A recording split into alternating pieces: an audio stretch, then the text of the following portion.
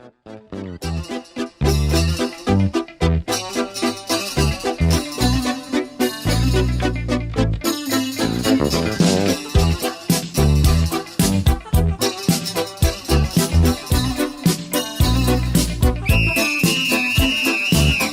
saw you fighting and loving with men. I admired your passion and power.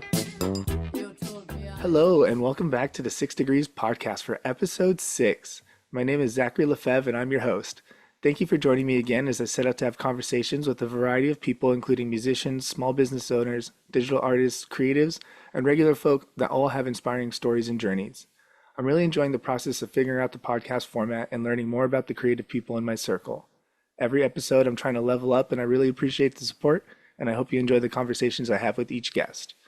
In my 6 degrees, I know there are tons of first class humans, and I figured it would be a great way to tap into the network, hear stories from all these talented individuals, and talk about the big plays they're making.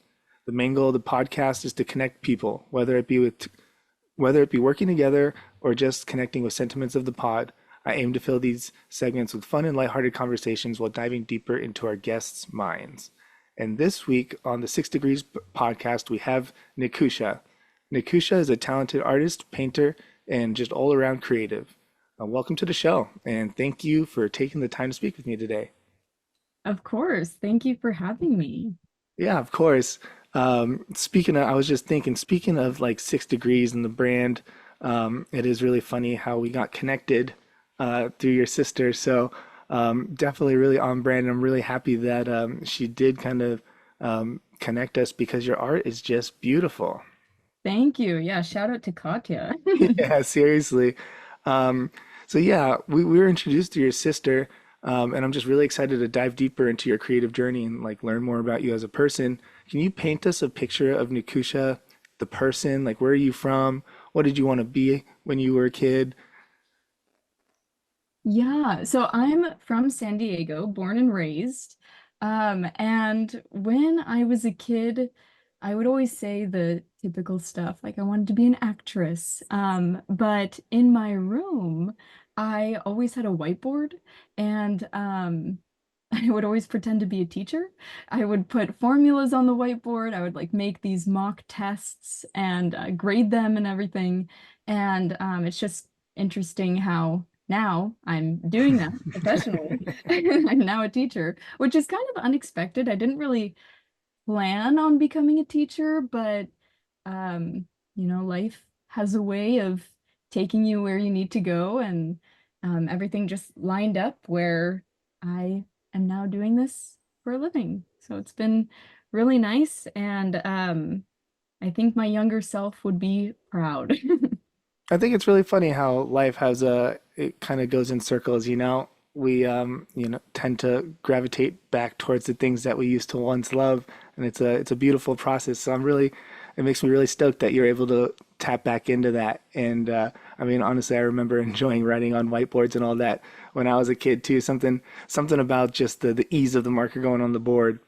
And it's just so funny. Doing problems on the board is just way better than doing them on paper. Yeah. Yeah, that was the same for me. I think I just loved writing on the board and being up in the front of the room. Yeah, something about that.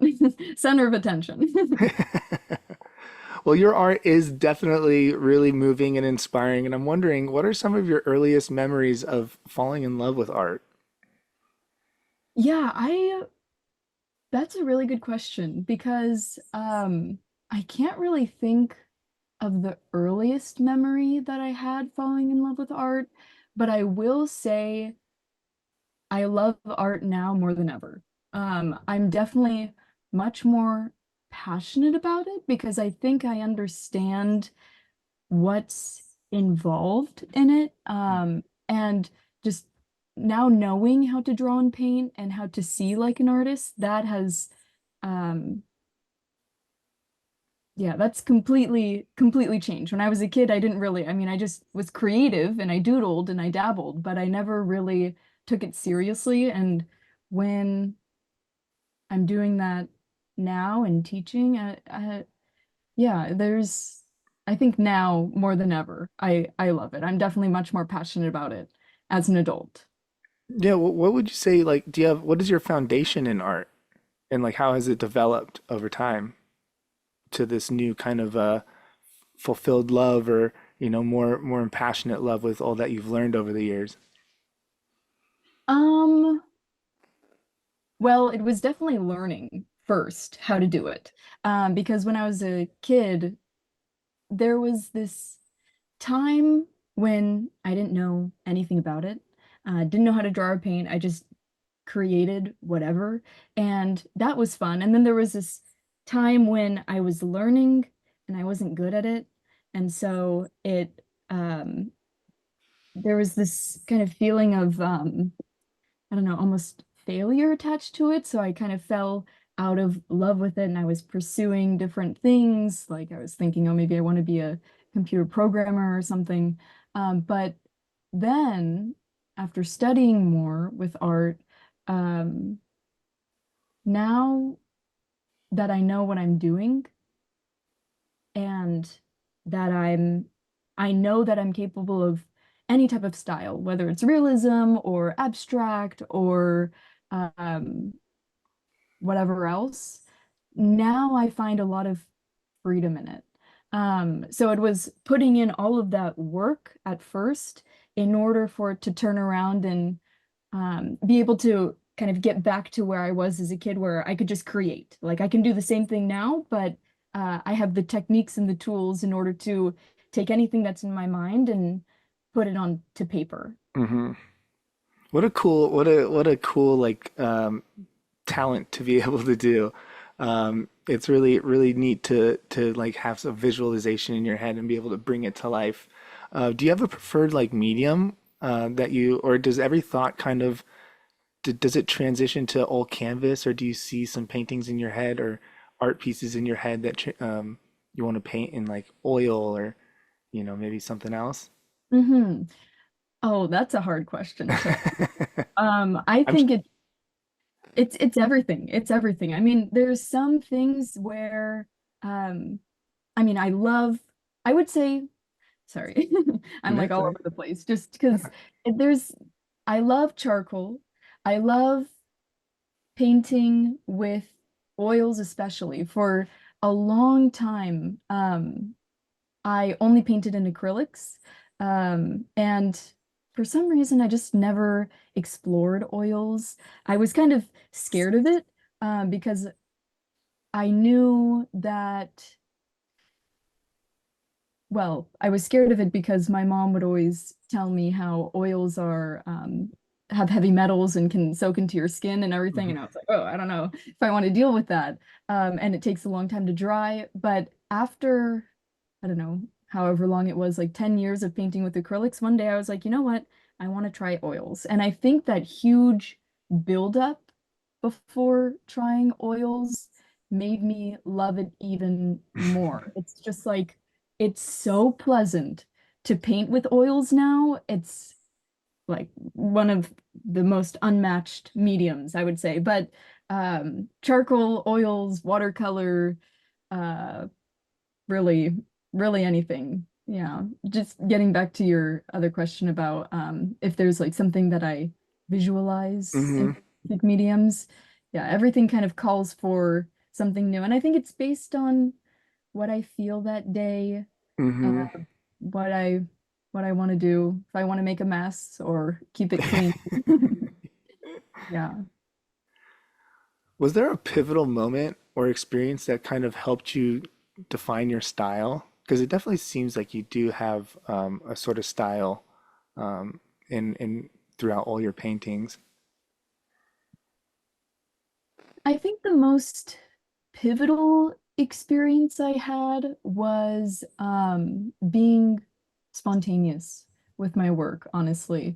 I don't, I'm not super aware of my style. I just know that there's some common link between all of them just because I'm the one who's making them, so it's like inevitable that they will have a uh, similarities to one another, but I don't think I'm consciously aware of it. And yeah, I think the spontaneity, the just freedom around and confidence around being able to do what I want, knowing that I'm capable and able. And if I don't know how to do it, I'll figure it out. I think being an artist has taught me that, like even outside of art related stuff, um, just sewing or cooking or um, I don't know, making websites or anything like that. Uh it's all learnable. And with the internet, it's like you can just look up anything. So yeah, I think being an artist has made me just confident and um I think that was the most important takeaway from all of this is just I can do it. Yeah, it's good to always come back to that. I feel like myself as like a photographer, sometimes it's easy to compare yourself to other people or get yourself out of your own funk is sometimes pretty tough. But to always kind of just come back and be your biggest fan and just create for the love of it, I think is always just a good reminder to get you back to a good flow state because I feel like that's where Mhm. a lot of the a lot of the good creations come, or at least being in that state of mind. Oh, Definitely 100%. helps. Yeah, what are some 100. ways like when you're painting, do you have any like techniques you use to get in the zone? Do you listen to music or put on instrumentals or anything like that? That also Or does your depends. mind just wander and you kind of just follow your mind? Yeah, yeah. Sometimes I feel like listening to music, and sometimes I need absolute silence. Mm, Sometimes even music can be distracting. Um, and yeah, it just depends on the day, um, and what I'm doing. I find usually when I'm painting, if I think about it, if I'm painting, I need silence, and when I'm drawing, or using like some medium that I'm super comfortable with, like watercolors, then I'll listen to music. I guess it also depends on how serious it is.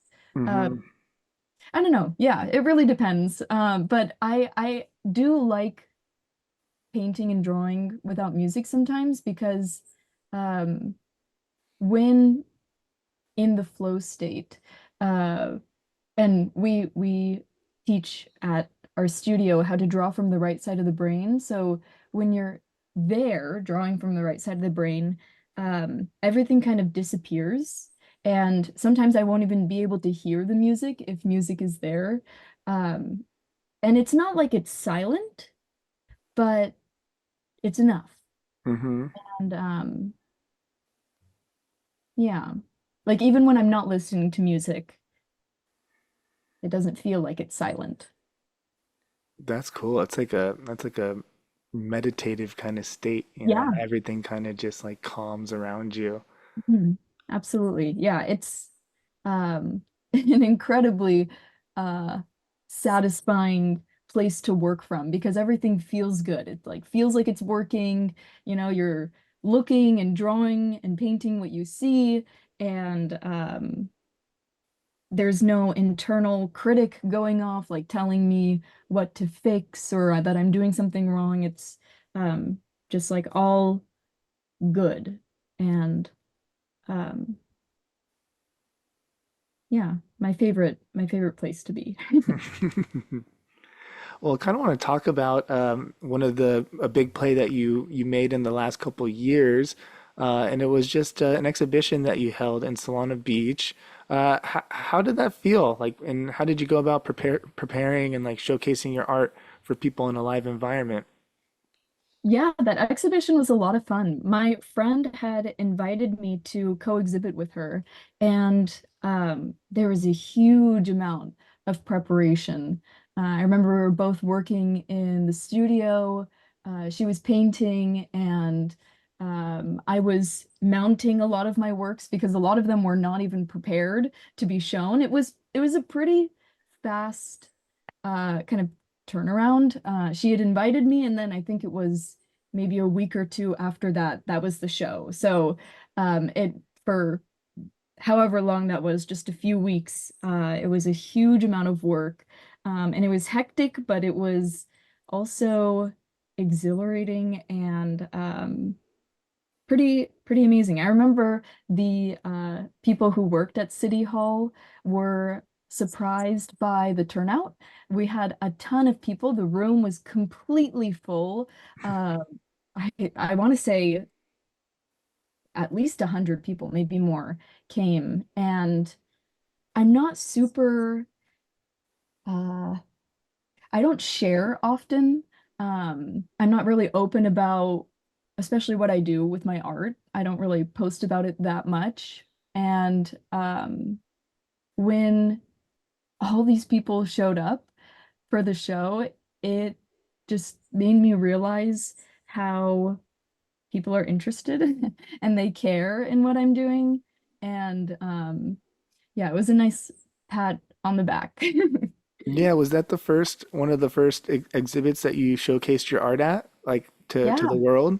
Yeah, I had like submitted my art to a few group shows, but that was the first one where it was just two of us, just me and another artist. So that was really cool to have basically the whole space filled with my art was pretty cool.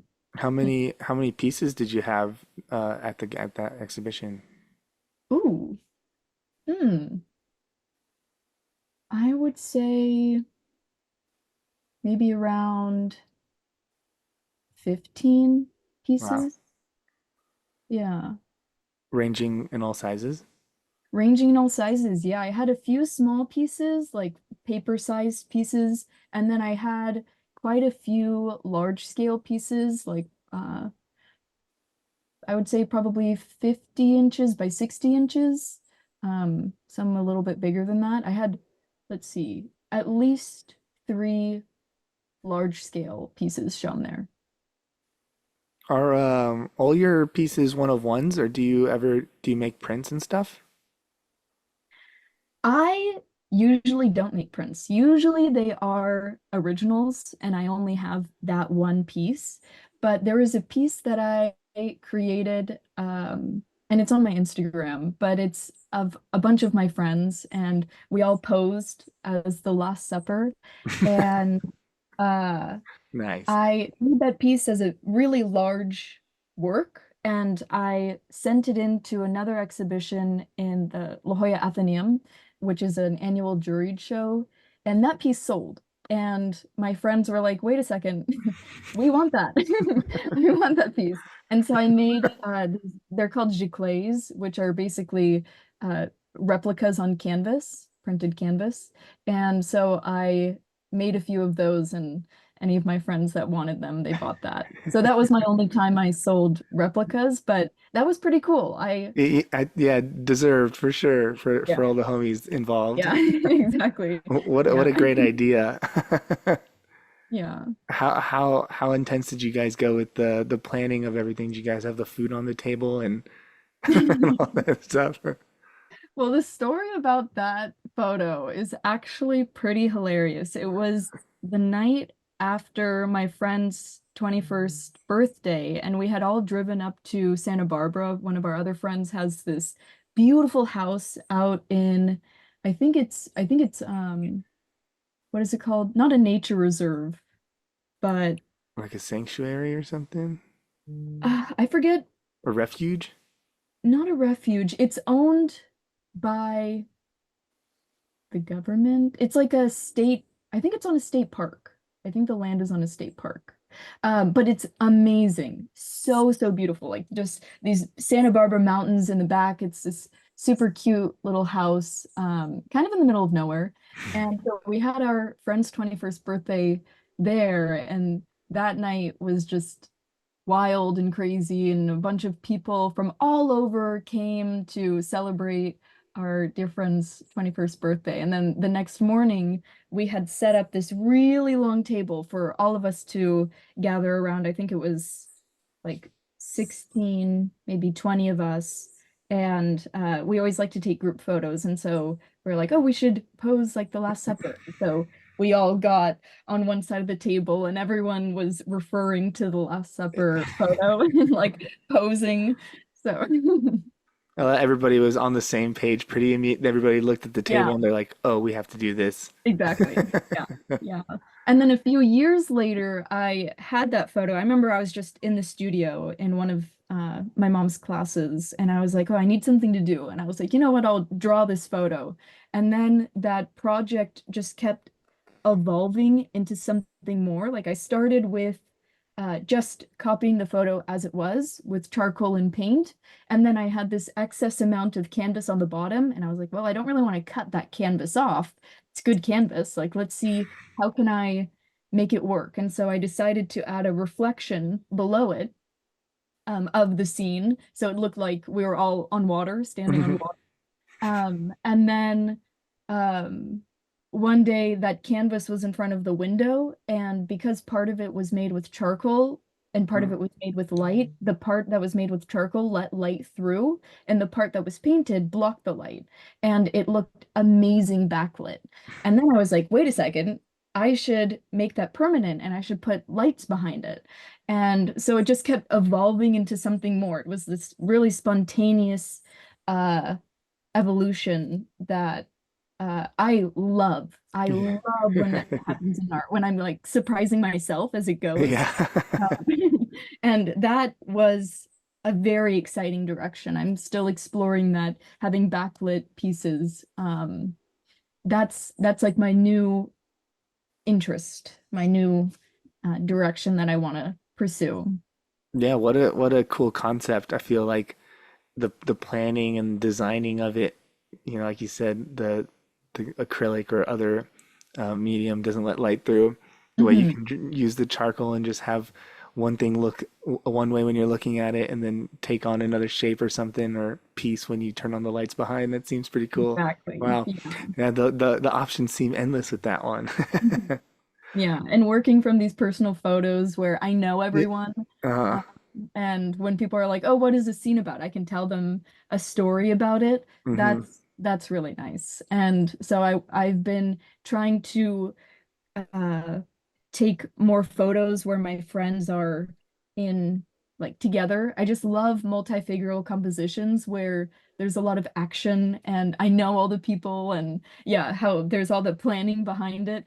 Like all the rush of posing for the camera and then all the work that goes into putting it on canvas.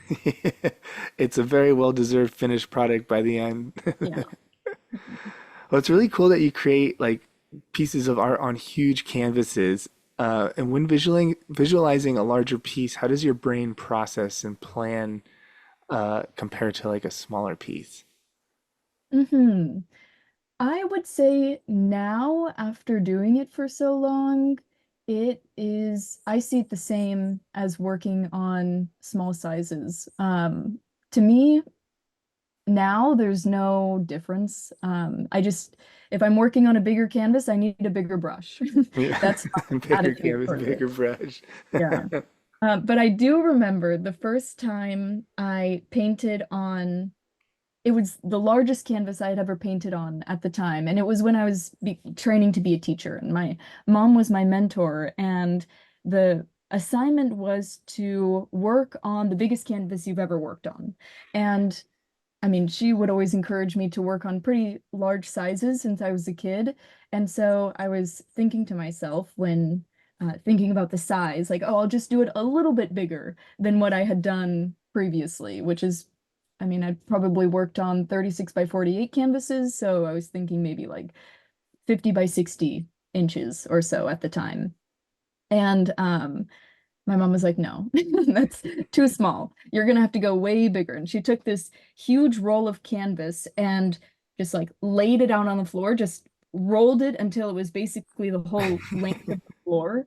And it ended up being like 12 or 15 feet tall. And I remember I saw it on the floor before it was cut.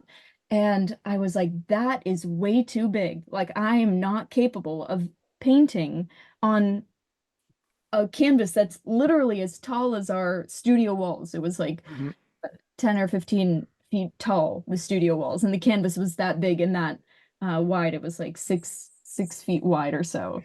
And I remember my whole body was like, no, no, no. And I remember she was cutting it, and that's like the final thing, you cut it and the canvas is that size. And I was like, oh my gosh, that's way too big. And then all of a sudden, it's like right when that final snip of the canvas happened, something shifted and it was like, yes, let's do it. Like, let's paint on this huge, massive canvas that I had never done before. It was just this immediate, like a light switch just went on, and it was like, okay, I'm excited, like I can do it. And I have the photo where I'm standing next to it, and I'm tiny compared to the huge canvas.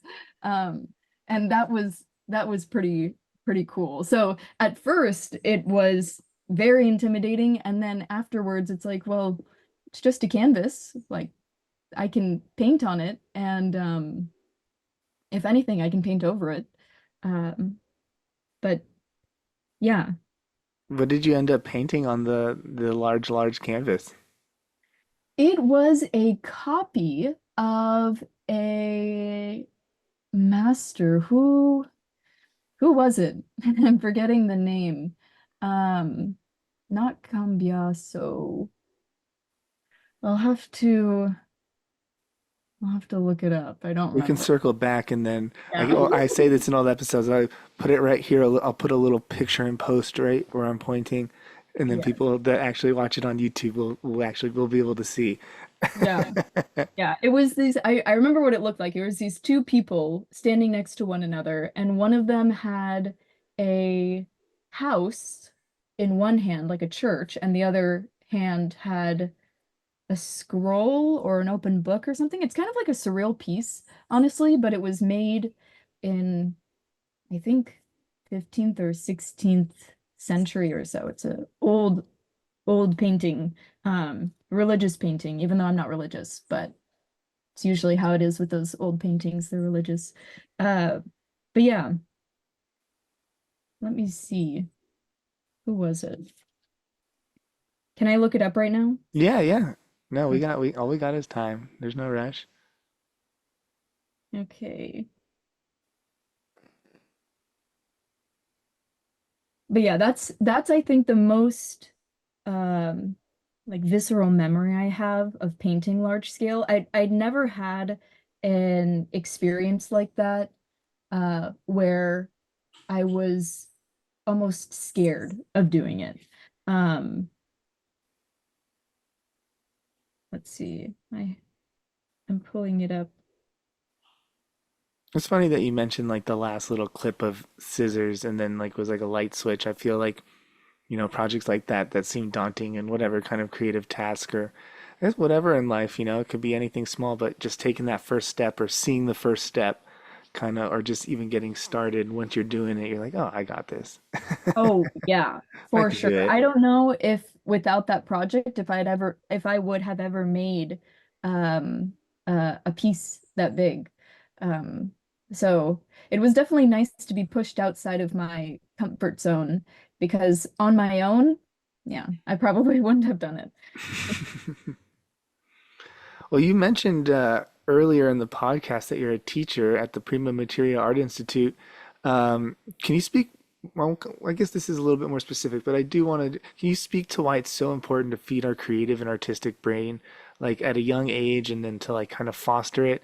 I love talking to people about this. I think like I didn't get, I didn't tap into much of my creative brain until I was more of an adult. I did creative things when I was a kid, but I mainly just did sports and played outside, which I loved.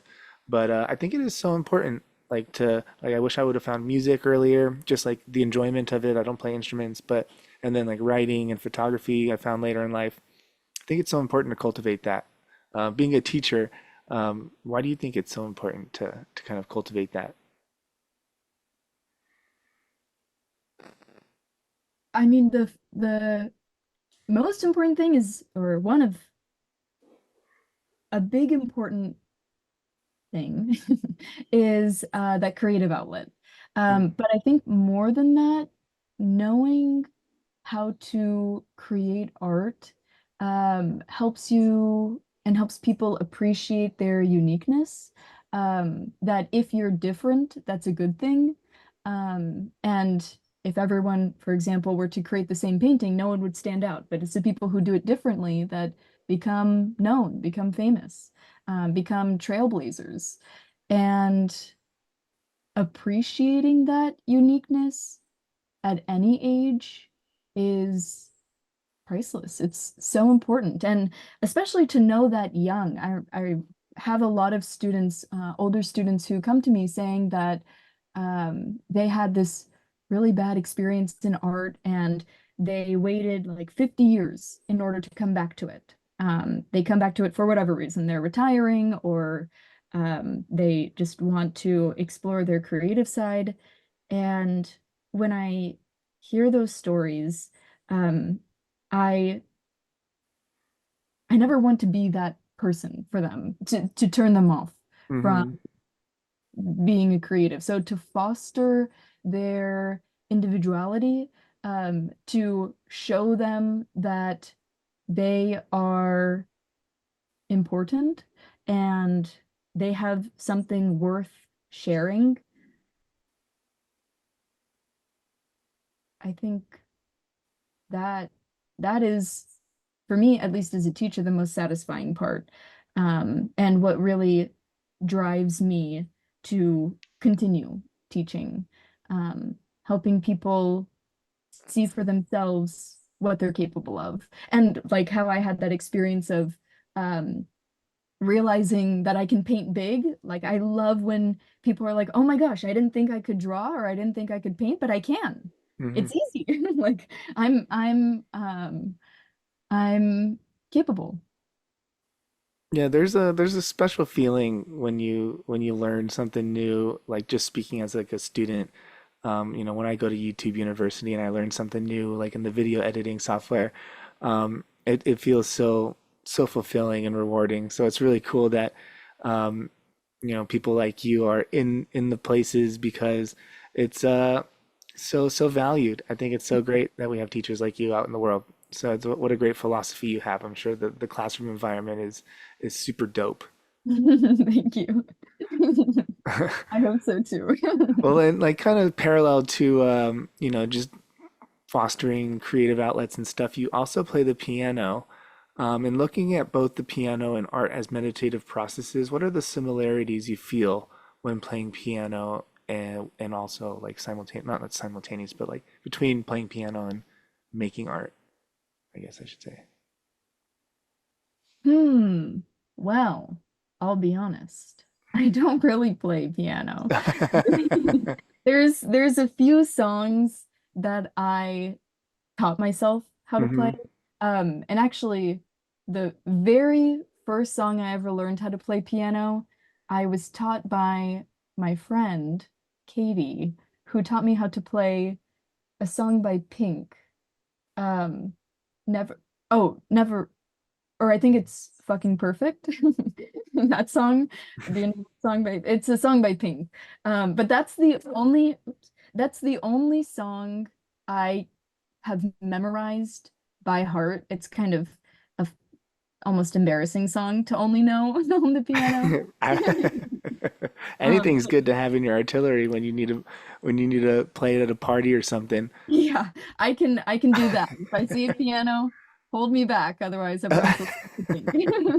Or you can go viral and play it on the pianos that they have in the airports and stuff. Yeah, yeah, yeah. The other songs that I know, I would just listen to pretty melodies and um learn it. Like there's this one beautiful melody from um it's a video game with fog. What is it called? It's also a movie, and I'm forgetting what. Not like Final Fantasy or something, or No, it's a horror. oh, Or horror. yeah, but it has a Uh, really beautiful soundtrack. And uh one of the songs from that I learned. There's another song from Pan's Labyrinth, which is also really beautiful. Another movie. So I just learned a few. So to speak about the relationship between art and piano, they're fun. It's fun to do. But other than that, I don't know if I can consider too well. Well, even if you play a little bit, that is still fun, and I'm glad that's the common thread. You got to have fun while you're doing anything. Yeah. Well, kind of just wrapping up here then. What is next for you in the art world as far as do you have any more exhibitions coming up, any pieces that you're working on? Just any other, yeah, what plays you got going on? Yeah, so I am focusing a lot on teaching. It's a really giving uh profession. So most of what I'm doing is right now for other people, um, in developing projects and all of that good stuff. So for my personal art, I have a ton of ideas, um, but I'm putting that to the side for now so I can focus on teaching. Like I want to start putting my stuff on Instagram with videos and stuff, teaching people these basic fundamentals, but also really surprising things that I don't see people talk about very often. So I want to start sharing that. And now that I've said it on the podcast, I need to do it. You heard it here first. Yeah, We can, exactly. when we do episode two or part two or whatever, we can circle back and be like, we successfully did it. Yes. We hit that milestone. Yeah. Yeah. So that's what I'm really looking forward to is sharing. Sharing. Well, that's awesome. Another great philosophy. It feels good to give back to people, and yeah, what a great thing to be focused on. I'm really excited for you. Glad that you have this like this new vigor for art and passion for art. Although it's always been there, but just happy and to hear that it's everything is just blossoming and going really well.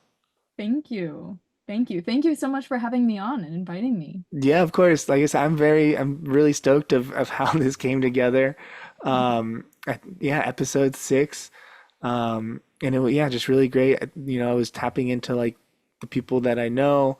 The first 5 people were like, friends that I just reached out to. And so I'm really happy to finally like, bring somebody from, 1 degree out from my circle. It just kind of really, it hits on brand and makes me stoked because, yeah, I love to connect with people. I love learning about, where people came from, how they got to where they are, what inspires them, and all the projects that they're working on. So, yeah, I'm really happy to have had you on. Thank you so much for taking the time to be a part of it. And yeah, it was such a pleasure to meet you. Thank you. Good to meet you too. Well, have a good rest of your evening and catch up with you another time. All right. Sounds good. Alrighty, bye. Bye. Thank you.